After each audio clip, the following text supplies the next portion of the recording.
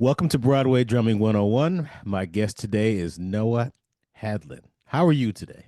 I'm great, man. Happy to be here. Thank you for having me. Such a legendary podcast in the industry. Very honored to be a small part of it. Legend. Oh man, no, you are a future legend here because you Oh, are doing so much in New York City.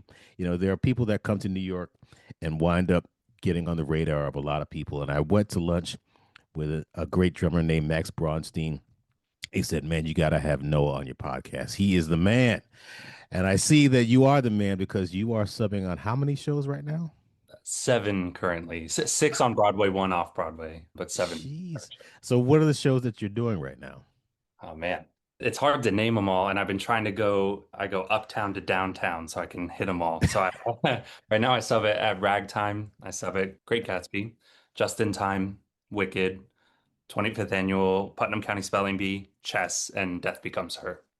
Um, Damn. I've been very lucky, and it keeps me decently busy, that's for sure. All right. It reminds me of people like Sean McDaniel and Ryan McCausland, Mhm. masters at juggling, that kind of thing. But how did you wind up getting to sub on seven different shows?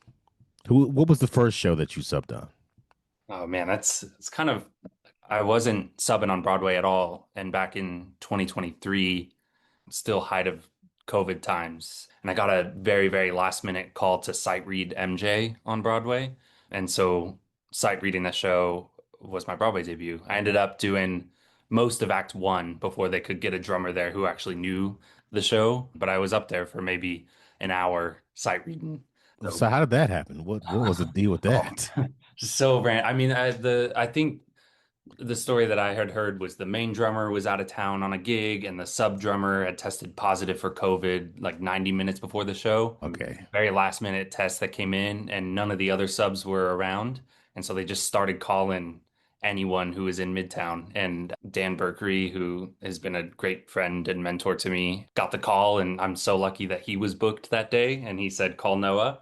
And I ended up running. I was at my studio on 39th Street, and I ran to the H&M in Times Square to get black clothes because I wasn't wearing black clothes. So I ran to H&M, bought black clothing, and then ran up to the Neil Simon Theater. Got there with about 45 minutes before downbeat. Quickly went through the charts and then just started reading. And then luckily, like about an hour in, the great Gene Lake, whose show it is, he got there and relieved me. And couldn't have been more relieved to see him walk in the door. That was my Broadway debut in 2023. So when you got to MJ, and I've seen the score, and you had to sight read the very beginning of that show. It starts out with the rim click thing, and Uh-huh. then it goes into beat it, Yeah. and it doesn't start out. It's like, was it five, six, seven, eight, click, click, click? You know, you're playing, and then you have to hit the bass drum in certain parts that Uh-huh. matches the choreography. Uh-huh. Did you get all that stuff right? I hope I got some of it right. It was such a blur, and in that moment, I was just trying to think, play solidly, play on the click, like just keep the train on the tracks. I think reflecting on it afterwards, I remember being impressed with myself for how much I did catch, and also Nice. like trying to release any like sadness over the stuff I didn't catch. Like I was just like, keep it on the click, make it feel good, and like let's just go. Yeah, it's a tough. I think because the kick drum comes in on beat two there, I think is why Yes. Yeah, around. it's crazy. Yeah. So I was, just trying to play solidly, and that was about all I could do in that moment And you're on stage, on stage. Yeah. Yeah, it was and crazy. then the cart's going back and forth, and man, Yeah. ooh, Yeah. that's a lot of stress. Yeah. Well, one of the things about that score that I couldn't get right after, I was trying to learn it, but I decided to not do it. But at the beginning of Act Two, when there's the big band thing and it has, four beats of four, measure of four, then a measure of five. Yeah. Yeah. And Oh, I couldn't get that hit. I was like, I can't, I don't know what was going on. I had a mental block for the longest time. yeah, it's tough. Yeah, and I'm very proud of having sight read that first act. I'm more proud of after the fact. I started subbing for Gene there and like actually learning the show and like getting approved and getting designated there and like that Mm. is I'm more proud in hindsight of that. I think many many drummers could have gone in and played on the click and sight read it, and I was very lucky it was me. I don't think I did anything particularly special that day, but having gone back afterwards and having done all the work, I'm much more proud of in hindsight. That's cool. Yeah. All right, before we go into today's times, let's Yeah. go back. I Yeah. see you went to NYU, but before that, you Yeah. went to high school someplace, you went to elementary school. Yeah. Where'd you grow up? I'm originally from Las Vegas, Nevada. Mostly grew up in Phoenix, Arizona. What part of Vegas were you? It was like the northern side of Vegas, kind of near Summerlin, but still in Vegas. I lived there till I was 8, and then moved to Phoenix and did high school and all that in Phoenix, Arizona. So my extended family's in Vegas. I consider Vegas home, but I really did my formative drumming years in Phoenix. So the desert is my home, is what I always say. Love it out there. I miss it. I hear you. I was looking through your Instagram. I saw that you were in some place where you were on some water and there was like mesas. What lake Oh, yeah, yeah. something? Probably Lake Powell, I think is what. Yes, Oh man, yes, you got to get out there. It's beautiful. It's right by the Grand really, Canyon. You're basically on a boat in the Grand Canyon. It's not quite the Grand Canyon, but it feels like it. really. Yeah. It's a great place to grow up. Yeah, I when I was on tour many years ago, we went all across the United States and went to the Northwest and came down through the Southwest. As soon as I was seeing the Southwest and the mesas and the mountains, it's like this really speaks to me, and it Yeah. always has. Whenever I go back, even traveling back and forth across the United States, and I look out of the window and I see when we get to the Rocky Mountains, it's like okay, I feel more at peace. So yeah, I get it, but I got to get to that Lake Powell thing. It was just, Yeah. it's like you're, instead of being in the desert and seeing the mesas, you're like on water. Yeah, exactly. The lake is huge. You can drive across it on your boat for hours and not get through because it goes through all the canyons and stuff. So Mm. highly recommend once you get out there. So grew up in Phoenix. Yeah. What was the thing that made you say, you know what, I want to play drums for a living? My uncle, my dad's brother, was always a drummer when I was growing up, and he gave me my first drum set. He was getting rid of an old one. And when I was 7, he gave me his, and that was kind of the moment for me. I mean, it was love at first paradiddle. I don't know. I was playing lots of youth sports and all that stuff, but I started drumming at 7, and looking back, like that's kind of the only thing I ever wanted to do after that. So I Mm. took advantage of all the programs at my school, did drumline, did orchestra, did all state orchestra, just kind of anything that I could do to play drums as a kid was all I ever wanted to do. So it's hard to pinpoint a moment when I knew I wanted to do it professionally other than like right away. I remember like even in I think in a middle school yearbook where it said, "Where do you want to go to college?" I had already said Berkeley College of Music. So I'm impressed with myself as like a 13-year-old knowing about Berkeley. I didn't end up going there. I'm very happy with, I went to NYU. I'm very happy with that decision. But even at that age, I knew that that was kind of something that I wanted to orient myself towards. And I've just been, I just turned 30. I'm reflecting back, like I'm so grateful that my life has been such that I started playing drums at 7 and now I'm here and I'm still playing drums. It's hard to have enough gratitude. I have to remind myself all the time how lucky I am. So, So it was your uncle that was your big influence at first? and he still is out in Arizona now, and he plays professionally too, more in the jazz scene down in Tucson, Arizona, where there's a pretty happening scene down there.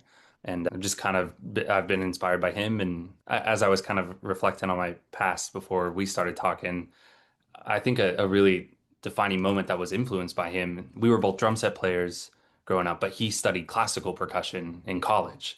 And so when it was time for me to go to college, I my degree is in classical percussion, even though I was a drum set player all through my childhood. I think that decision in particular was very influenced by him, and I'm very grateful for that pathway I went.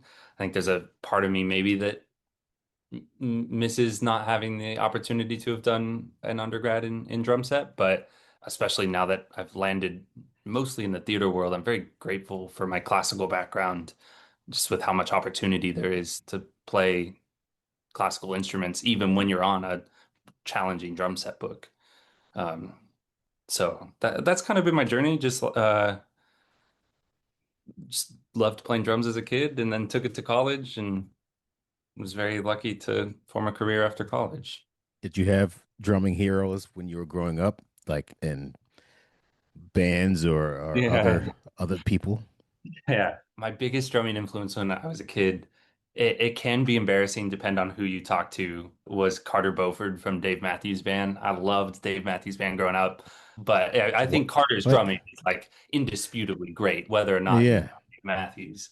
But I was obsessed with Dave Matthews when I was a kid, and I think that that helped me grow as a drummer because I was always, I mean, they play in weird time signatures. Carter's always playing crazy fills, and like that was what I was aspiring to play on my drum set when I was a kid.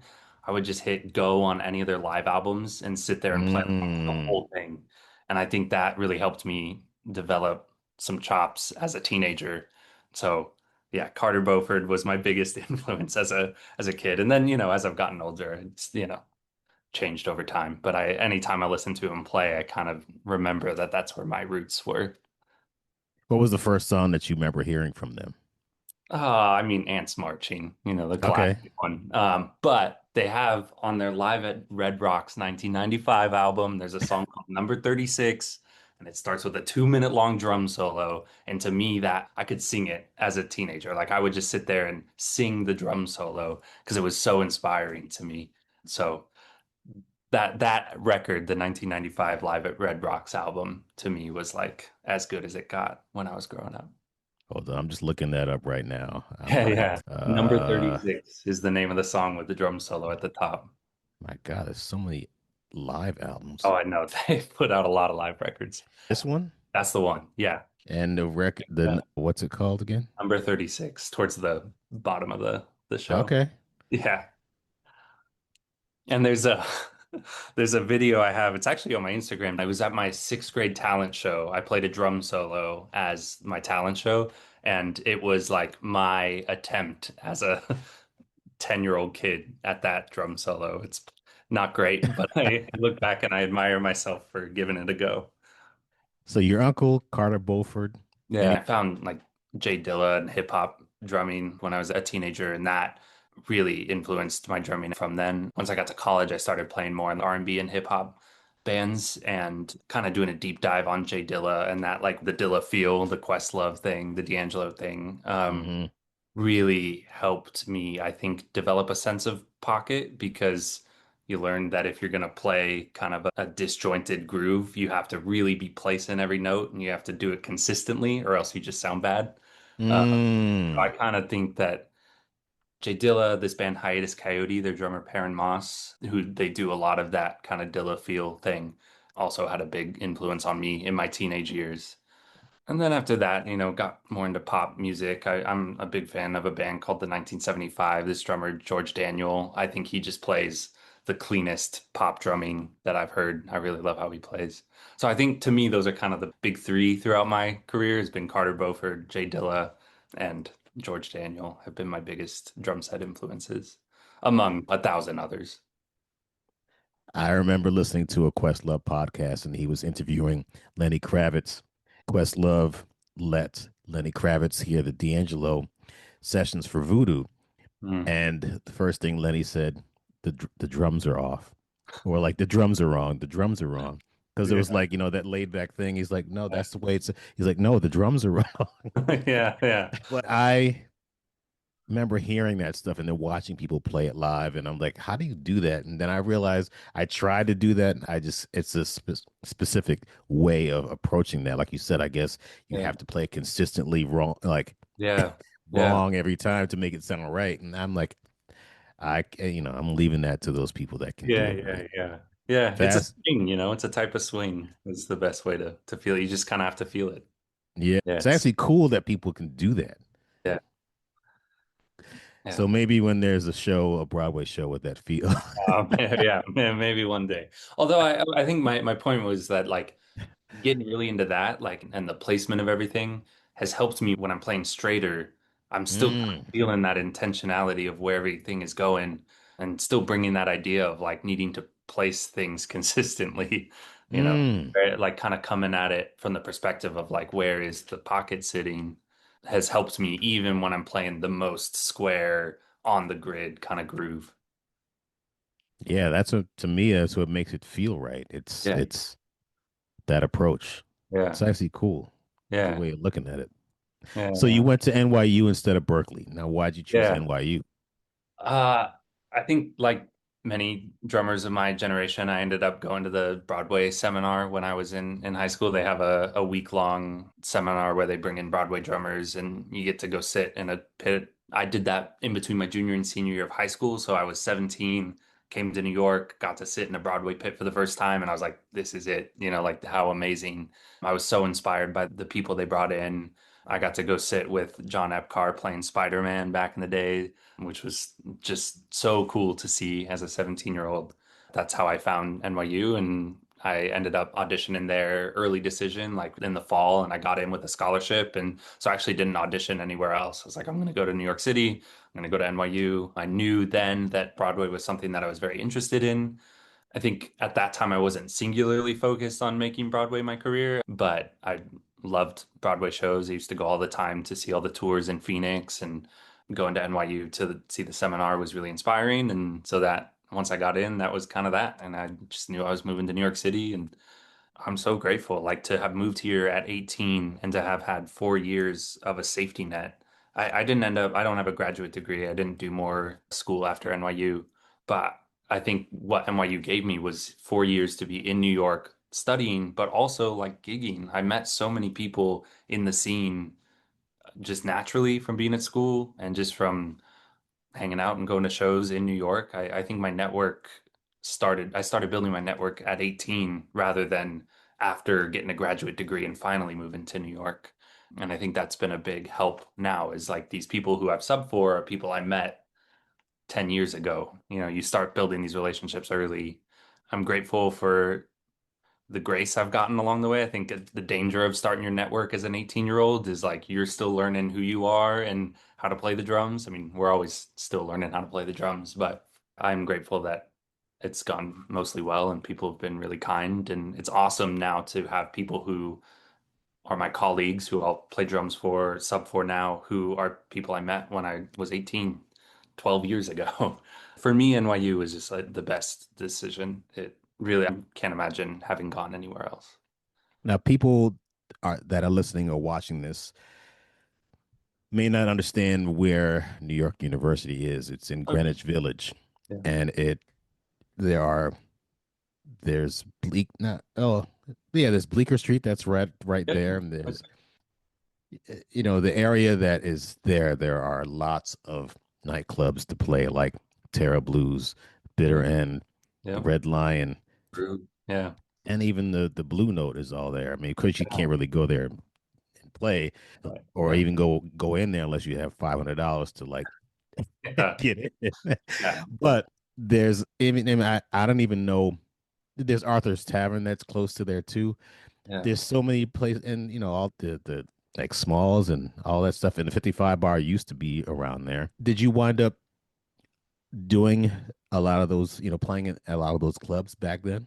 Yeah, definitely. I mean, those were some of the most fun times. I played with a lot of just other students in at NYU, but like a lot of college bands I would come in and out of, and we'd play all the time at all those places. And down on the Lower East Side too, all those clubs down there.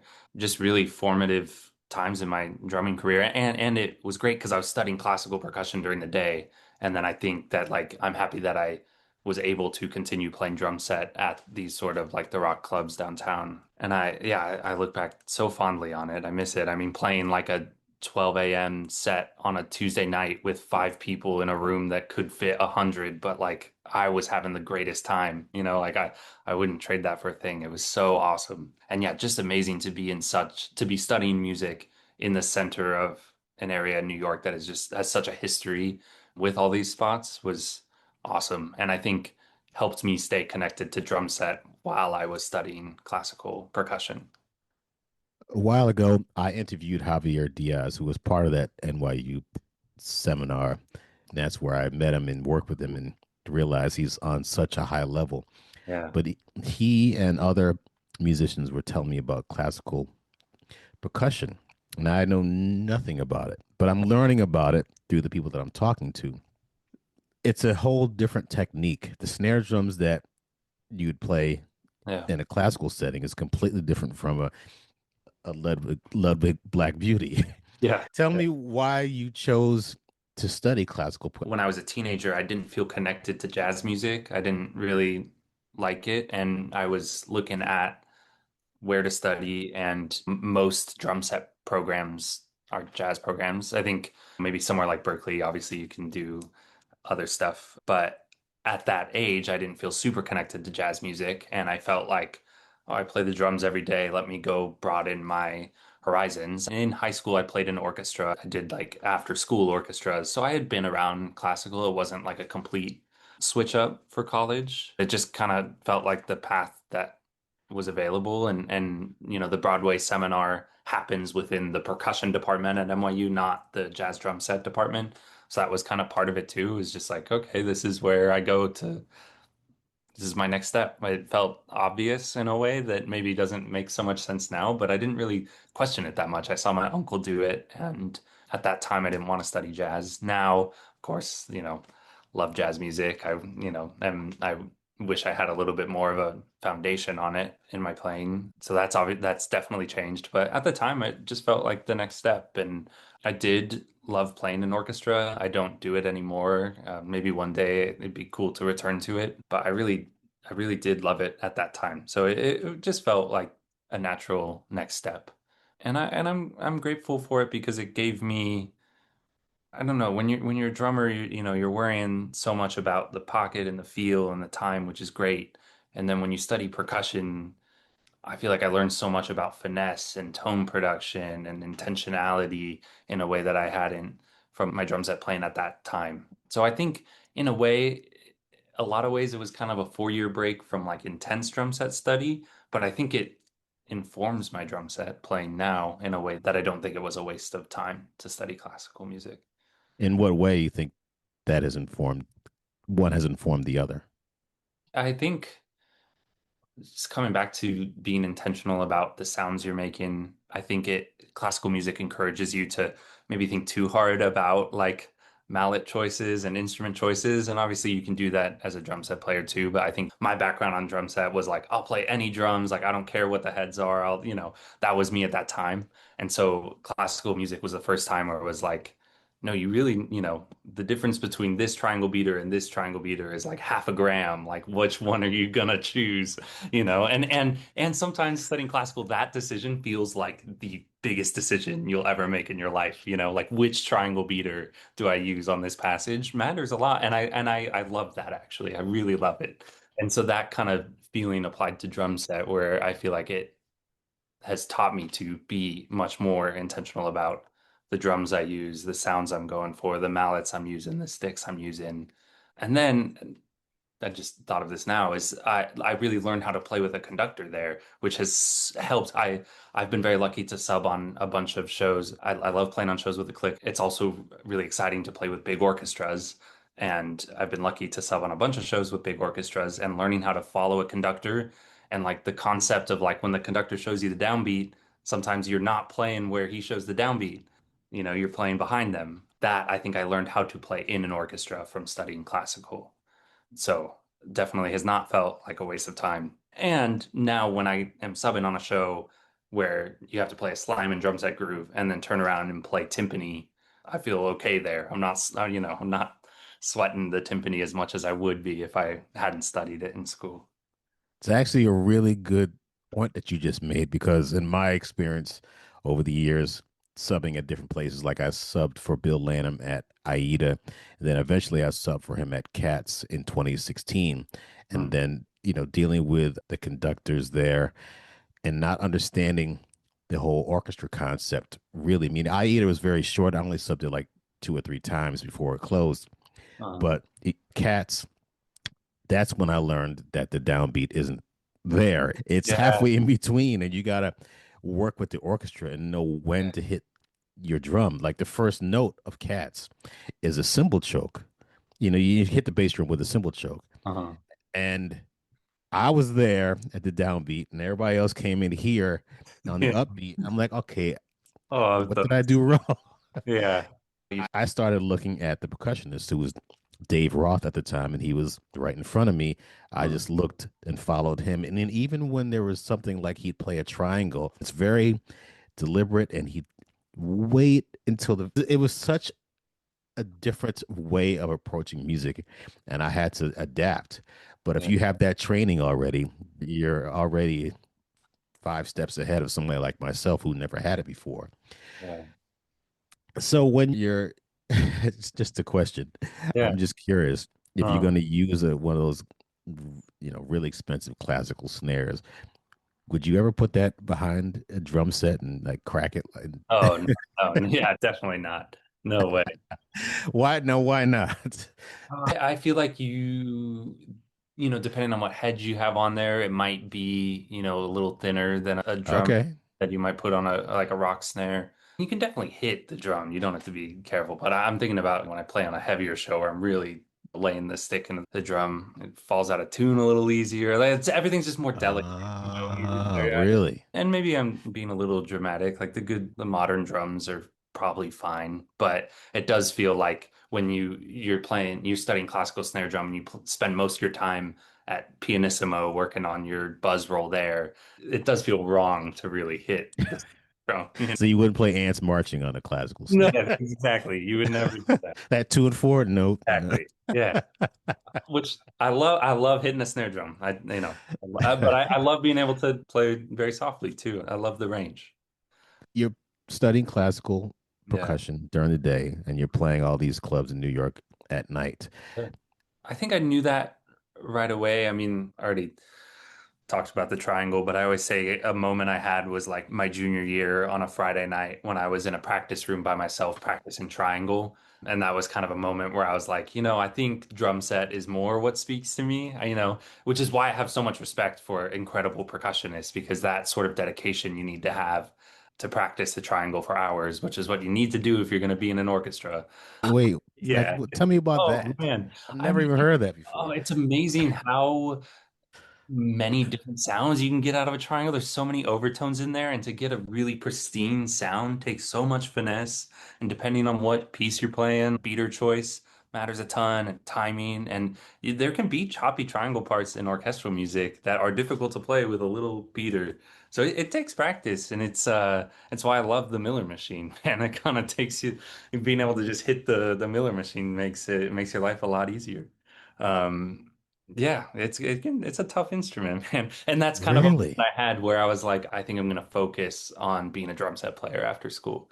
I have so much respect for percussionists, and I've been grateful for the times that I can still play percussion. I graduated school in 2018, and I've held one percussion gig since school, and everything else has been drum set or combined, but drum set mainly. And I've had one percussion gig since, which I was happy, but I think I'm a drummer at heart. So you got out in 2018, Yeah. and what was the first professional gig that you had? You stayed in New York? You didn't go back to Phoenix or? No, so during my college years, I had learned about this thing called summer stock theater, which are these theaters all around the country that will do 2 or 3 months of shows, and usually it'll be a season of like 5 or 6 different shows in that time. They don't pay well, but they're an incredible place for students and young professionals to go hone your craft. And so I learned about summer stock theater and ended up applying to one. And so in between my junior and senior year of college, I got a gig at the Wagon Wheel Center for the Arts in Warsaw, Indiana, for their whole summer season. So from the last day of my classes at NYU, my junior year, flew to Indiana and spent the entire summer there playing. I think you play seven shows a week there, over 6 different productions. And to me, that was like the biggest gig in the world. I remember I was making $400 a week. And man, like as a 20-year-old, like making $400 a week playing drums, I was in heaven. I thought it was so cool. I was so grateful. My previous summers, I'd gone back to Phoenix to work just to make some extra money doing random jobs. And so getting to spend my summer playing drums for $400 a week was the coolest thing ever. And so that happened between my junior and senior year. I did it again after my senior year, went back to Wagon Wheel Center for the Arts in Indiana. And that season I cut short because I'd gotten my first tour contract then. my first gig, to answer your question about like what I was doing right after school, I was doing summer stock theater and was very lucky to land. It was an international contract very quickly after school, which was the result of all the networking I was doing during school. It wasn't like it just landed in my lap. I was very lucky to be offered this gig, but it was through a network of people. And so that was doing the Japan tour of the show A Chorus Line back in 2018. So we played a month in Tokyo and then toured around Japan, and that was amazing. I mean, absolutely life-changing. And Mm. that, so I consider the Chorus Line tour to be my first real job. That was my first time doing a show that was with, a creative team that was like part of the a Chorus Line institution. It was my first time doing an official production of a show. Although doing summer stock at the Wagon Wheel was kind of my first time holding down a chair regionally. So tell me about Japan. Oh, it was amazing. It was so funny. I mean, I was, Well, yeah. tell me what stood out the most and what was the biggest, was it a big culture shock going there? Obviously, it's a totally different culture. Yeah, it was my first time in Asia. I was 22 and, just graduated college. So like that was just so exciting to get this gig. For me, like being in Japan was incredible. I was so thrilled about the gig. I mean, that's what sticks with me the most was like getting to play a chorus line, which is such a drummer's show. I mean, that drum part is so awesome. And our director was Bjork Lee, who was in the original company of a chorus line in the 70s. And so, as a drummer playing on a dance show with the director from the original production, who's an incredible dancer, I just learned so much about playing shows, playing theater, what it takes to do a show over and over again. And to do it in Japan was so cool. Trying to go back any chance I can get. The food was amazing. The people were so kind. The show was really popular, which was awesome. I mean, this contract was a non-union contract, so a lot of us were kind of right out of college. The actors were all younger, but it felt like we were massive Broadway stars over there. The stage door crowd was crazy. It was just the coolest experience to have as a 22-year-old. So being in Japan was amazing to me. I like just having the gig was what I was so thrilled about. So how did you get there? I didn't have to send in audition tapes or anything. It was just through networking that I had done while I was studying in New York. My friend Matt Watson was the one who recommended me for the gig. He was another great drummer who happens to be from Phoenix, but we didn't know each other in Phoenix. And it was just one of those situations where he was offered the gig and he couldn't do it, and gave my name in place, and I ended up getting along with the music director really well and got the gig. It feels like it came together really quickly, but also at the same time, I think it's just the result of a couple years of really intentional networking, as we all do when you're trying to piece together a career. So very lucky, but yeah, it was just through connections that I ended up on that gig. So you also did a tour of Waitress, Yeah, correct? yeah. Was that So chorus line, we did basically a month and a half in Japan, give or take, and then came back to the US. And a couple months later, we did a few weeks in Shanghai on the chorus line tour. So got to do the show in China as well, and then came back from that and just started kind of my freelancing career here in New York and was still playing with bands and trying to do little bits of theater, was trying to play at 54 Below whenever I could. It was just starting my career and ended up doing a workshop of a new show. And the MD of that workshop was the associate for Waitress on Broadway. And they were putting out another year of the tour. And after that week of doing a workshop with this guy, he said, "Hey, we need a drummer on this tour. Like, would you be interested?" And so I ended up doing that. It was also the non-union bus and truck tour of Waitress. And again, to me, like as I'm kind of recounting all these stories, I'm like remembering just how at every step away of the way it just felt like the biggest gig in the world. Making $400 at summer stock, I just felt like I was killing it. I was doing the thing. Going to Asia, I felt like, wow, I'm so lucky. And doing the Waitress bus and truck tour, I thought that like such a dream come true, especially with that show. The drum part is so good. Rich Mercurio wrote the drum part, and getting to learn the show from him to take it on the road was such an honor. I learned so much. And so we did that one for 14 months on the road. Bus and truck, a lot of one-nighters, a lot of split weeks, a couple of one-week sits. It was really a grind, but like I didn't sure, it felt like a grind, it felt like a hustle, but it I was so happy to be there that like it was just the best. Like really kind of like golden days kind of energy towards that. Like you don't know you're in the good old days until, man, I loved doing a one-nighter in Paducah, Kentucky when I was 22. Come on, it was awesome. I feel the same way. It's like when I did a bus and truck tour 26 years ago of a show called Footloose, Yeah. playing in Peoria, Illinois, Yeah. and all those small places and going in and going out and getting on the bus and traveling. You can do that when you're really young, and you should do that. It's a great experience of traveling across the United States. I remember my mother used to say, it's God's country out there. It's a great country. You got to see it. But when you see the different, how vast this Yeah. country is and Yeah. how different this country is and how each state is so different, it's amazing how we're even the United States. Yeah. Yeah. How we united. Yeah. Yeah. It's a very divided country, but somehow we're keeping it together right now. Yeah.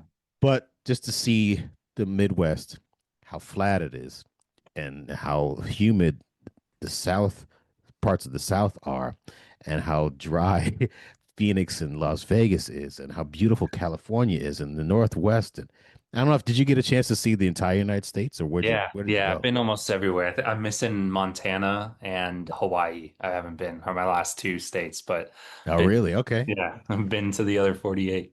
Have you been to Alaska? Yeah, I have. Oh, wow. That was not for work, but I have been to Alaska. That's cool. Yeah. I love to go to Alaska when it's Yeah, warm. warm, warm. But yeah, man, and it was so cool to see so much of the country. I also, after I did Waitress, I ended up doing the first national tour of a show called 1776. There was a revival in 2023, and I subbed on the Broadway show and then ended up doing the tour. And the tour was only 6 months, but that was actually kind of perfect. I mean, a 6 month tour is maybe in a lot of ways more ideal than doing one of the long running tours. Like it was just fun to pop out and pop back, but just so lucky to have seen so much of the country and to have played so many places. And it's so cool that like when you're in Peoria, Illinois, like people show up, like the people that live in Peoria, like they love Broadway just as much as New Yorkers love Broadway. Maybe you're a non-union tour and maybe you should be getting paid a little more, but like you're playing for a 2,000 seat house. A lot of the tour houses are way bigger than the Broadway houses are. So you're like out there slumming it, but you're playing to these huge crowds. And oh, it's just, yeah, it was awesome. Especially in my younger 20s. It was just a dream come true to get to play drums.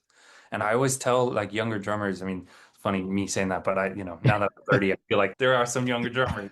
I always tell them to go do a bus and truck tour. If that's the gig that you can get, like go do it. You can have your opinions on whether it should be unionized or whatever, but that work is there. And I learned so much, man. Like if you can play 8 shows a week doing one-nighters, then when you come into New York and you're playing 8 shows a week, sure, it's a grind, but it's, at least you don't have to pack up your drums every night like you did on the road. Putting them into the cases. Yeah. Oh, In man. early before everyone else, before sound Yes. check, because your setup takes an hour to put up. Yeah, things to be grateful for.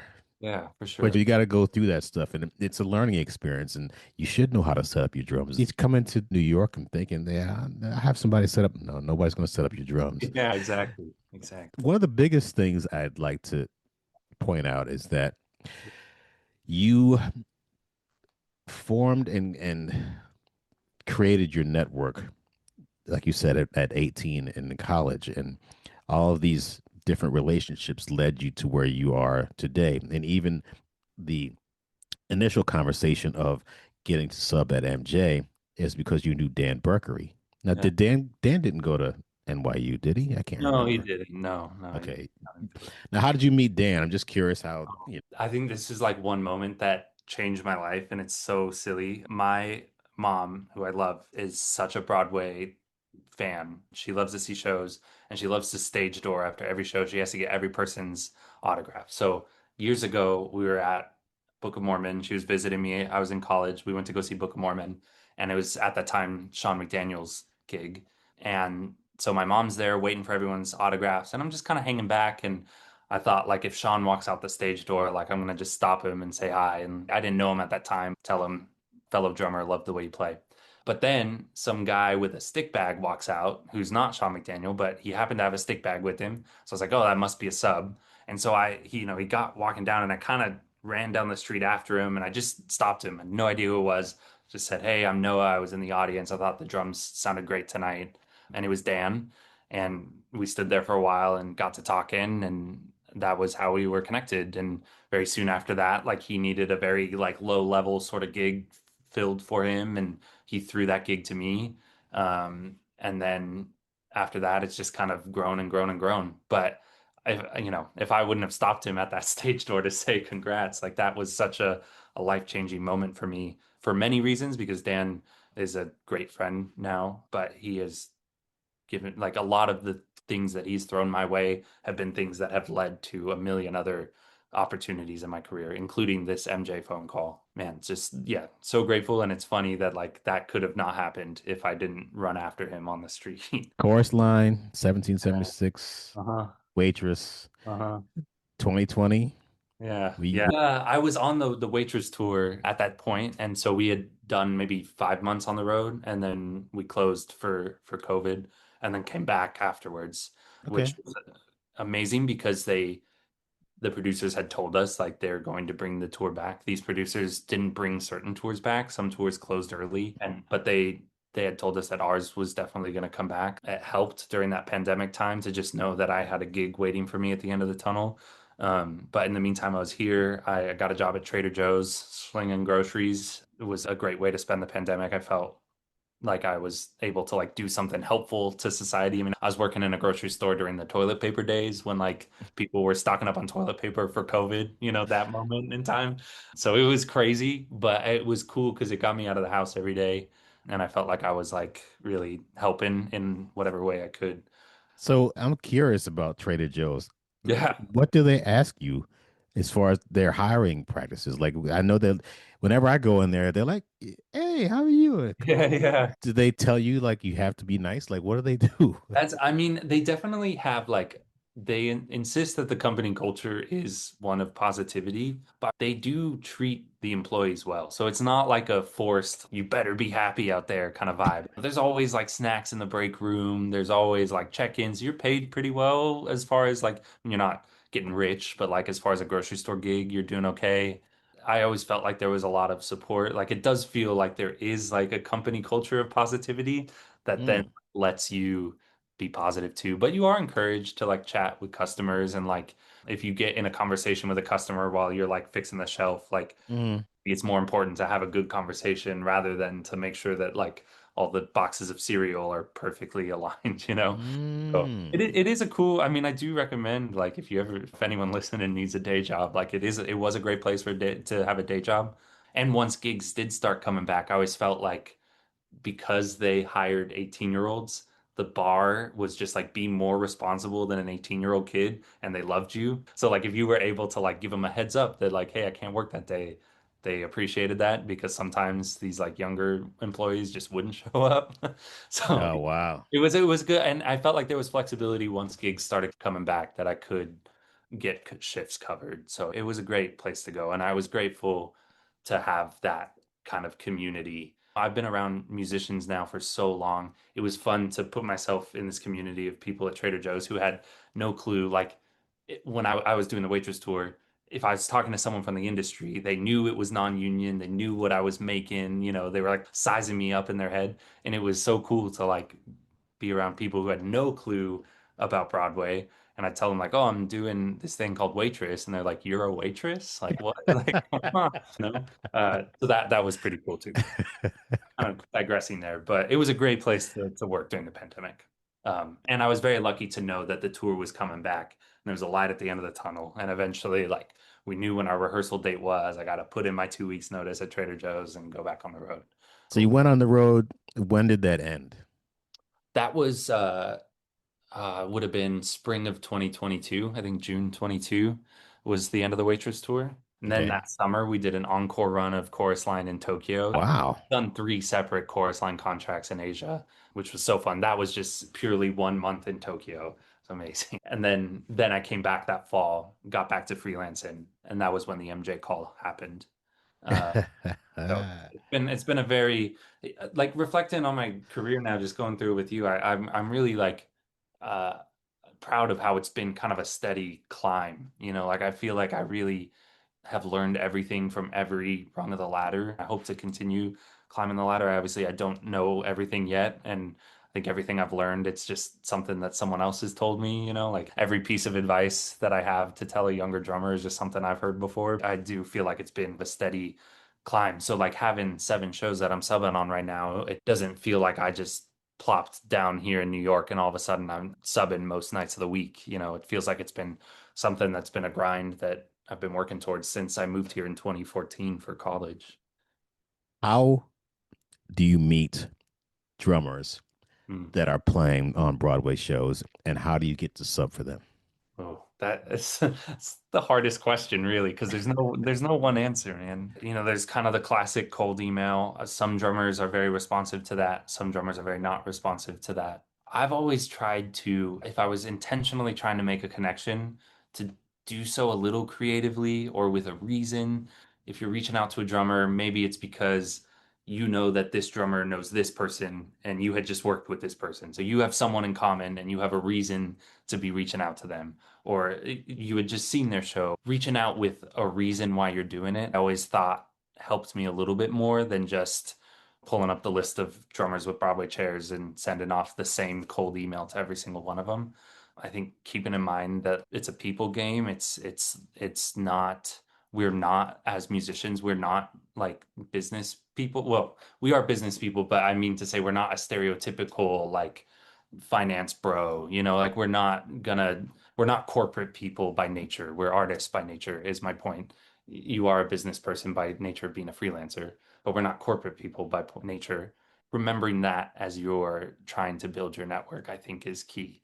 Just being cool and being personable. Sometimes you have to send a cold email, and that's just how it is. And you need to know that, like, you might not get a response.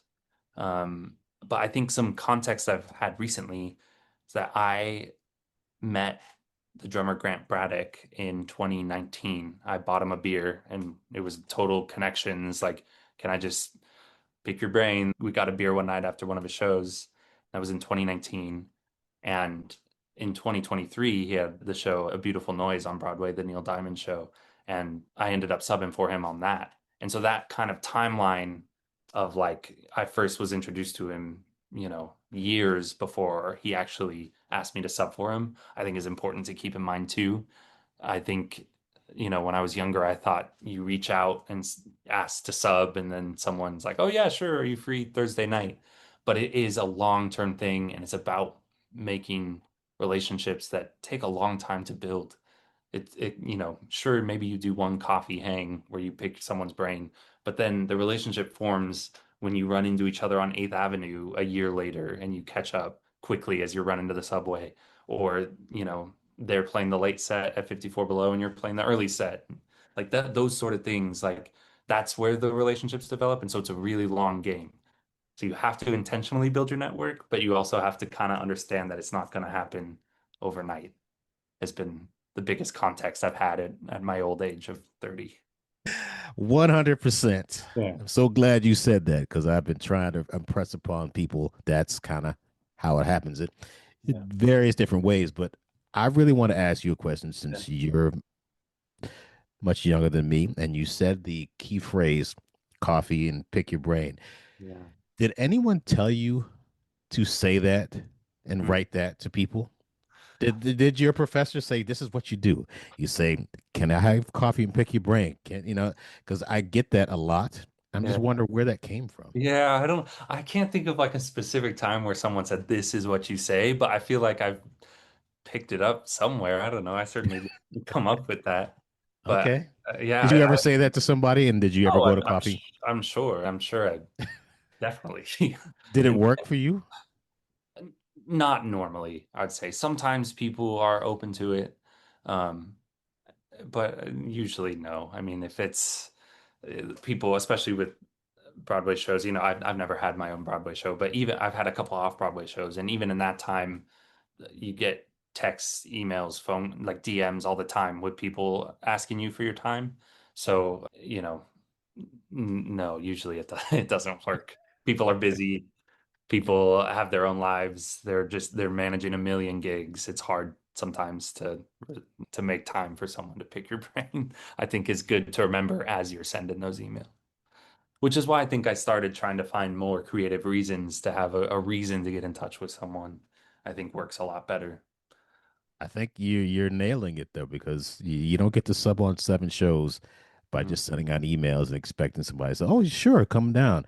I Yeah. mean, you knew people who knew people, and Yeah. those connections. Even us, we met very briefly Yeah. at the ninth floor, 54 below, whatever it Yeah. is. Yeah. We're connecting now because you know Max and I Yeah. know Max, and he Yeah. recommended we speak. And John Redsecker obviously knows you from some connections. Same thing with now Gene knows you. Yeah. I've been very, So very lucky. so wait, MJ, Mm. Aladdin. Mm. Learning Aladdin.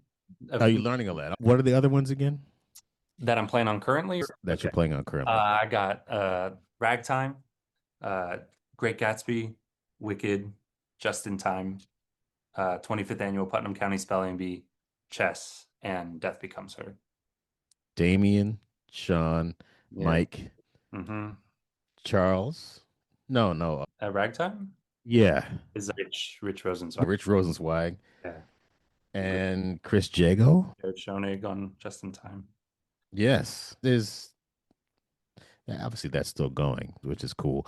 Yeah. That's a variety of different styles, Yeah. different techniques. Yeah. What's Mm. the most challenging show that you've ever subbed? To me, it's Wicked. Is Yeah, of that course. I knew yeah, okay, yeah. Yeah.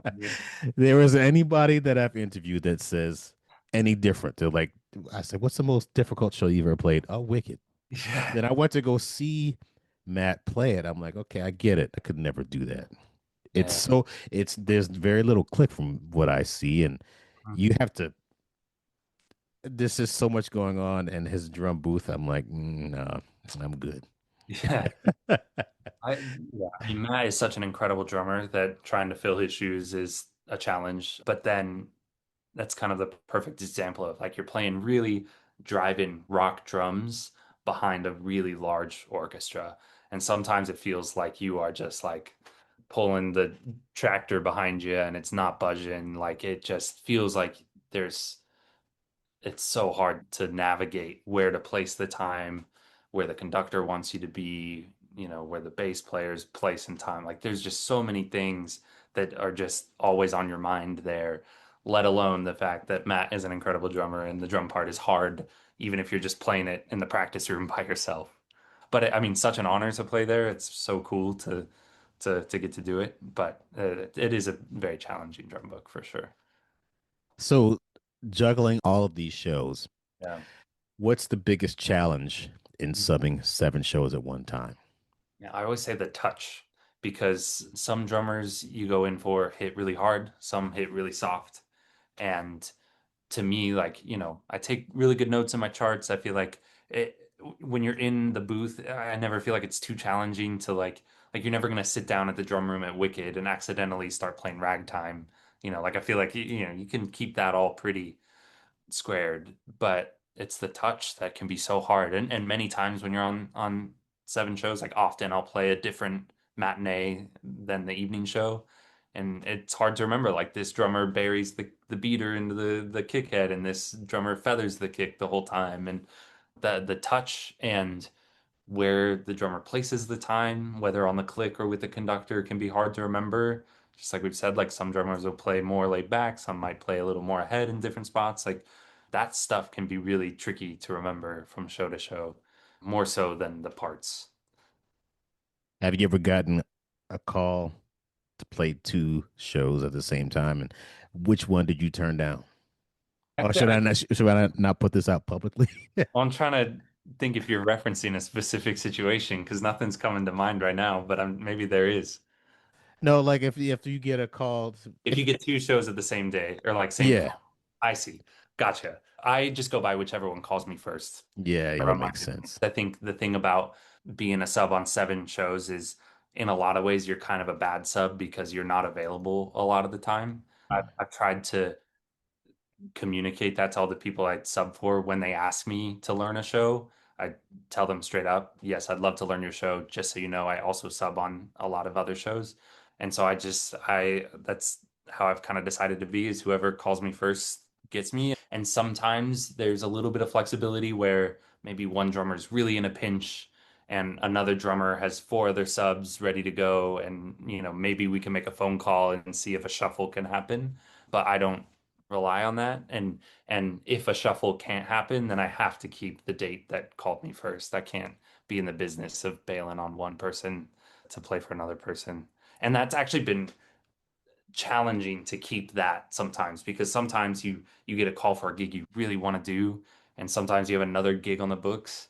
And I've just, even when it's hard, I try and hold on to this concept of like burning a bridge won't happen if you say, or it won't necessarily happen if you say you're unavailable, but burning a bridge could almost always happen if you bail on someone. There's a big difference. Someone won't be mad at you for saying, "Hey man, I'm so sorry, I'm already booked."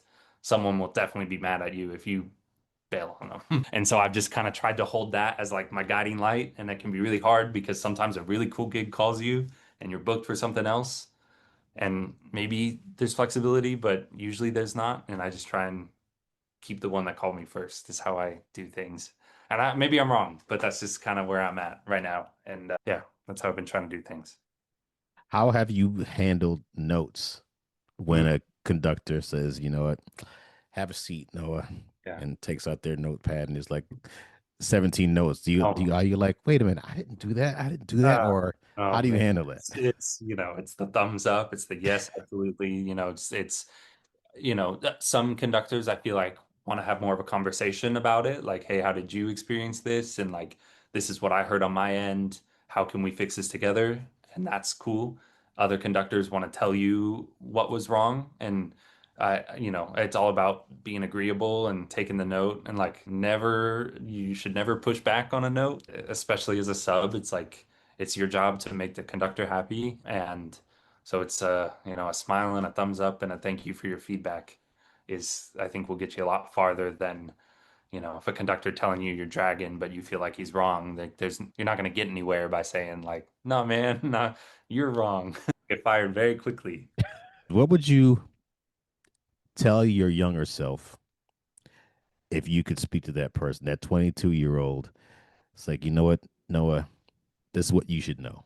I think I'd say like number one, like take a breath, and like two, like our career is long.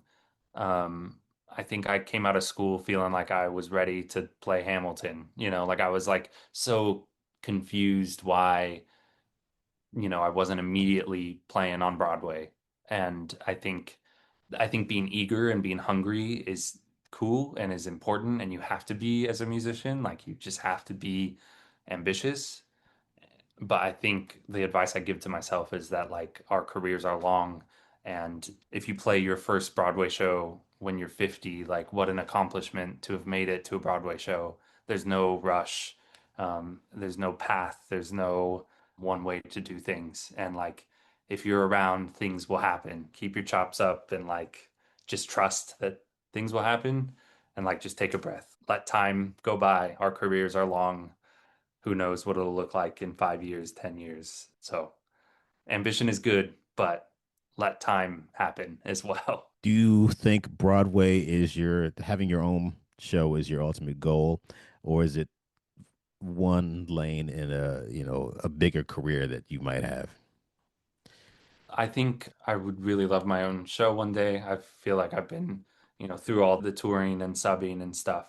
That's kind of just the path that I've been on. And I think that would feel like such a cool achievement after all of this. I've had a couple off-Broadway chairs that I'm so proud of. It'd be really cool to see one of them through to Broadway. But at the same time, our careers are long, like yeah, I would love, I love pop music. I love R&B. I love hip hop. Like it'd be really cool to get to do more of that one day. Right now with the blessing of having 7 shows, the downside to that is that I really don't do much outside of theater right now in this moment. And I do try and jump on those opportunities when they come my way. So having a show is definitely the main goal. I would love for that to happen one day. But I'm also open to like all sorts of possibilities. I think as long as I'm playing the drums, I can be happy. And I've been so lucky to get to do it and to pay my bills with the drums. So I think as long as that like continues to be the case, then I'll be happy. So it's a bad answer because it's yes and no. But yes, the main goal is to have my own show one day. And also I'd be happy with wherever life takes me. Last question. You had Ants Marching the musical or to go on tour with Dave Matthews Band. Oh man. Whoa. I feel like it'd have to be go on tour with Dave Matthews Band. There. But maybe it's like do one tour with Dave Matthews Band, which then like gets me to circle back to play Ants Marching the musical one day. It's all good. But man. But I feel like I would, who am I to step into the great Carter Beauford's shoes? Now, would you go on tour with the four piece, or would you have the drums and the double bass kit? Did he? He had double bass, didn't Double he? bass, yeah, yeah, Yeah. I played double kick, which I never got as a teenager. Actually, my first double kick pedal I bought when I was learning Wicked because there's double kick pedal in Wicked. Oh I wow. never played double kick pedal until Wicked. I love his big setup. It's so awesome. Because presumably if you're on a tour that size, you do have someone who's going to set your drums up Yeah, for that's true. It's no bus and truck tour. you. Yeah, exactly. Well, it's a tour bus Yeah, truck. doing Waitress Bus and Truck was great because it was just like the four-piece kit. Like it was a very simple setup. So thankfully I didn't have one of those like 360 setups to handle on Who them. knows, man? Ants Marching, the Matthews musical. Yeah, man, it's probably coming. Yeah, they've done everybody else. Like, who else's Yeah, catalog exactly. can you mine? At some point the list will get to Dave Matthews. It's inevitable. All right, I'm going to end the podcast by saying thank you very much, Noah, for being part of the podcast. It was great to get to know you, and congratulations on your seven shows. And this will be the eighth, which will be, Yeah, yeah, oh my God, that's crazy, man. yeah. Congratulations. That's a tremendous feat unto itself and a big accomplishment. And I wish you well. And I'm sure we'll see each other on the Broadway campus because I'm Yeah, I can't finally wait. finally back there now. Yeah, man. Can't wait. Thank you for having me. And we will talk soon. Yeah, sounds good, man.